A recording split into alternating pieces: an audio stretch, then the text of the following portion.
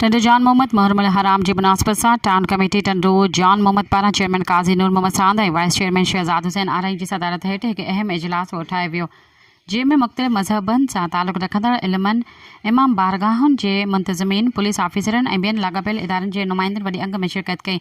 इजलास में ख़ासि तौर ते मुहर्रम जे दौरान अमन अमान जी सूरतहाल, सफ़ाई सुथराई, रोडनि जी रोशनी, पाणी जी फ़राहमी, सिक्योरिटी इंतज़ामनि ऐं ट्रैफ़िक जी रवानी समेत ॿियनि अहम मसइलनि ते तफ़सील सां ग़ौर कयो वियो।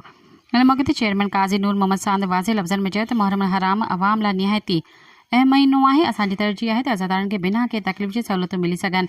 हर खातो पंहिंजी ज़िम्मेवारियूं ईमानदारी सां निभाए त जीअं कंहिंखे बि शिकायत जी गुंजाइश न रहंदी। जॾहिं त इन मौक़े ते टाउन काउंसिल जे मेंबरनि समेत TO आफ्ताब अहमद शेख, काज़ी करमुल्ला सांद, मीर परवेज़ अहमद टालपुर, काज़ी रज़ा मोहम्मद सांद, ज़ुल्फ़कार बजीर, मुस्तफ़ा ख़ासकेली, प्यार अली ख़ासकेली, जहांगीर ख़ासकेली, वरीर शहज़ाद, देव आनंद ऐं ॿिया शरीक हुआ।